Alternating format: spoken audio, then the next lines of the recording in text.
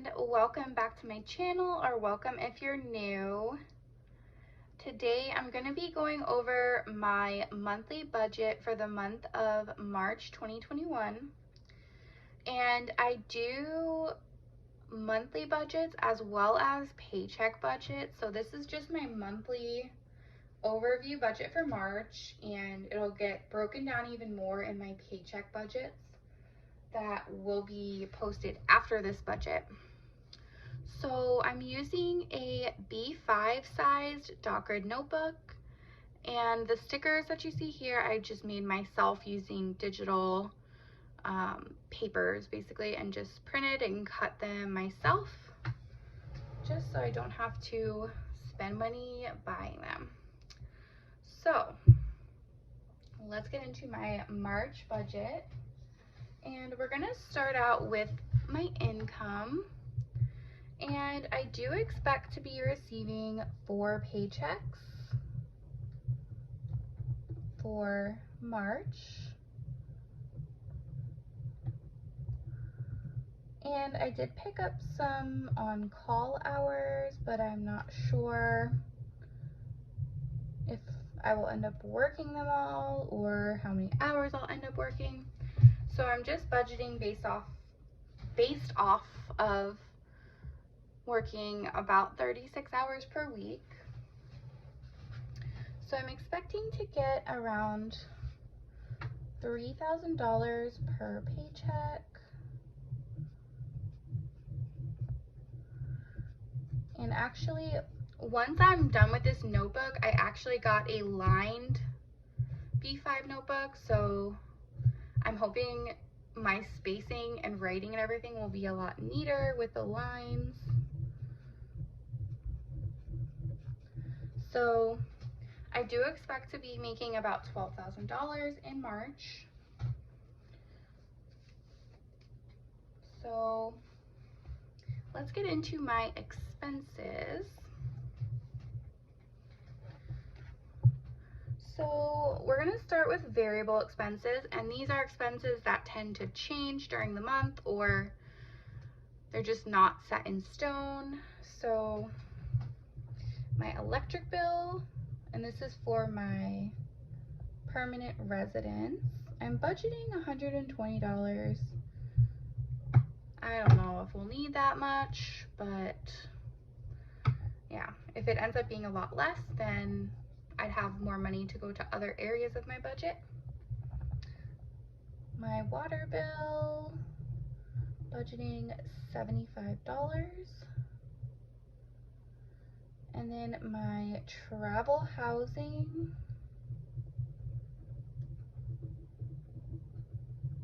I'm budgeting $1,919, and that is the amount that Airbnb says they're going to charge me on like the last day of February. So after this, I've basically paid for almost all of my travel housing. In March, at the end of March, they're going to charge me a little bit, but because of the way that they billed me, I've basically paid for all my housing. And then I'm going to pay for house sitting, which is for my permanent residence. I just have somebody that goes and checks on my house and empties the mailbox and stuff like that while I'm gone. Then for groceries, budgeting $500,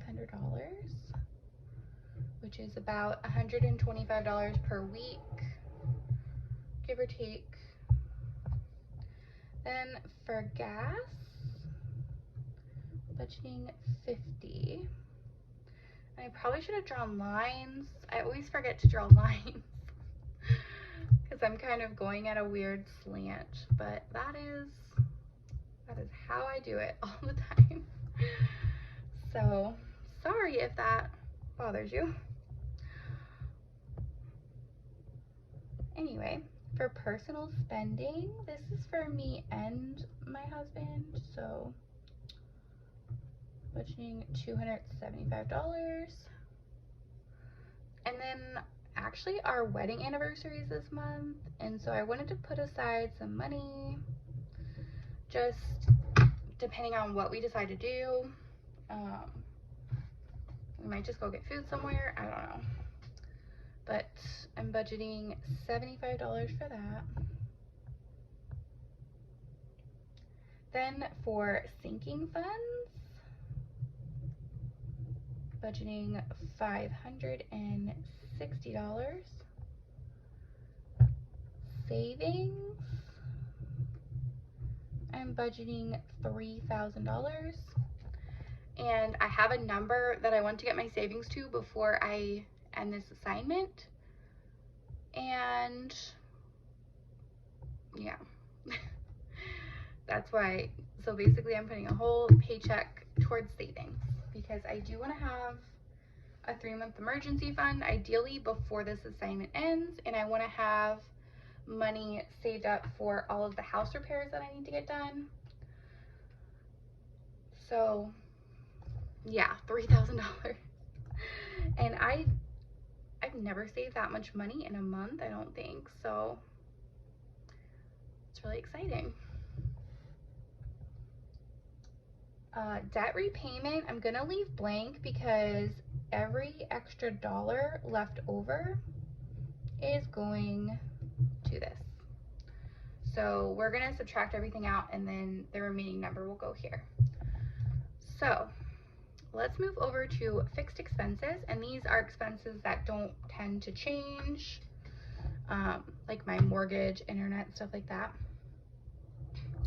So my internet is $70. My mortgage payment is $800. My phone is $108. And I'm gonna put a little star by this because when I'm done going over my budget, I have something to talk about with my phone.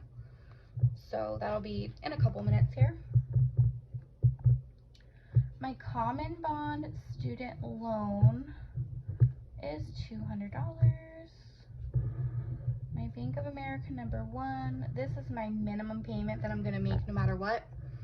And then, yeah, any additional payment will be from this amount. So that is $155. My Bank of America #2 is $45. My SPC subscription is $33. Netflix is $14. Hulu. Why did I write Hulu? It's HP Ink. It's not Hulu. Hulu is actually covered by Sprint, so someone had mentioned that a couple months ago, and I get Hulu for free now. It has the ads, but it's free. So it's HP Ink, which is basically an ink subscription where I just pay based on how many pages I print per month, and I pay $5, and anytime my ink runs low, they just send me a new cartridge. So definitely worth it to me because I don't print a crazy amount, but I print stuff like this that uses up a lot of color ink, so it's a lot cheaper than me having to go buy new cartridges. So I think it's a great deal. I have a little like link to them in my description because I think they have a thing where like if you use my like code, then like you get an extra month free or something, and then I get an extra month free. So I definitely recommend checking it out. It's super affordable and convenient, and I never have to worry about buying ink. So anyway, Spotify is $13. I do have the Duo plan, which is basically 2 premium accounts for me and my partner, and I guess we can like share, I don't know if we can share playlists or something or what, but it's basically 2 premium accounts that are like linked. And then my security system is $25. So let's go ahead and add everything up. I'm gonna add up the fixed expenses first.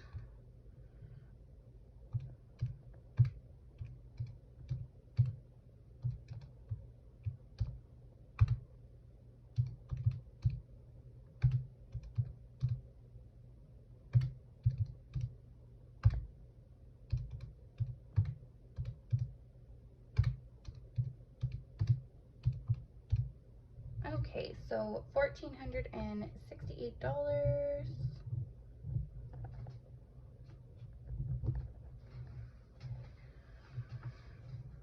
And then let's add up everything besides the debt repayment.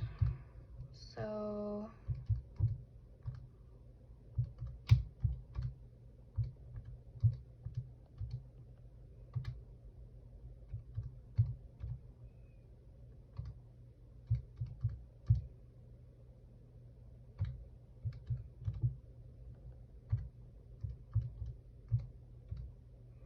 okay, so that's, I'm gonna write that number somewhere just so I don't forget it. And then we're gonna add our fixed expenses, so that's $1,468. And that totals out to $8,242. So we're gonna go ahead and take $12,000 and subtract that. All right, so I got the same number as when I added it up ahead of time, so I either did it right twice or did it wrong twice, but I got the same number. So we should be able to put $3,758 towards debt repayment, which is awesome. So let me go ahead and add this $6,774 plus $3,758. That is $10,532.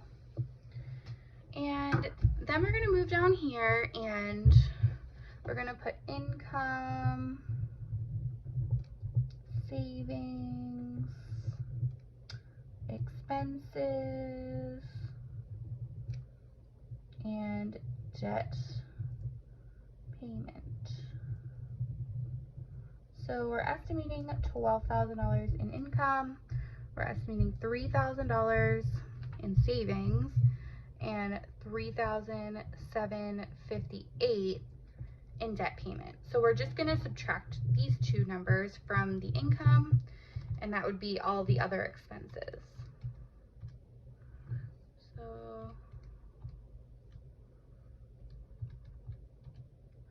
all right, so $5,242. So we should have a zero balance from all this income.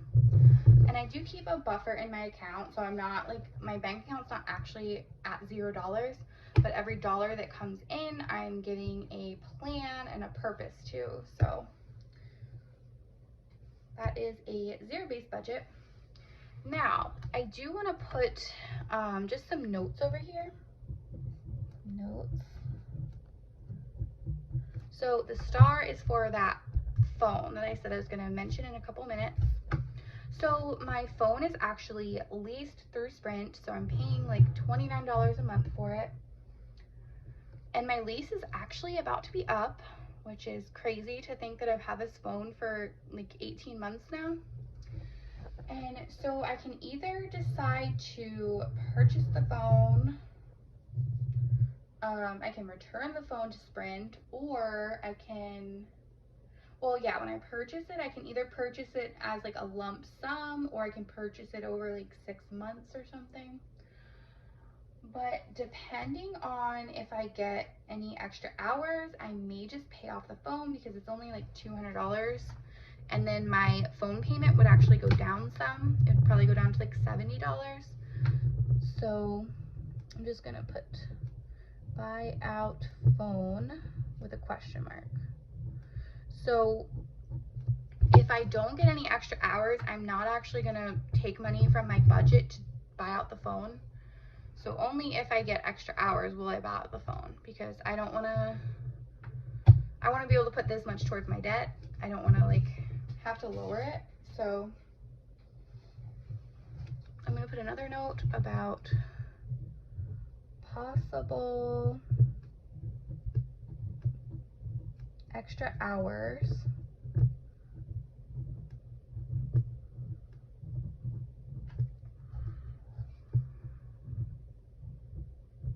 And just put an arrow, because I'll kind of know what this means.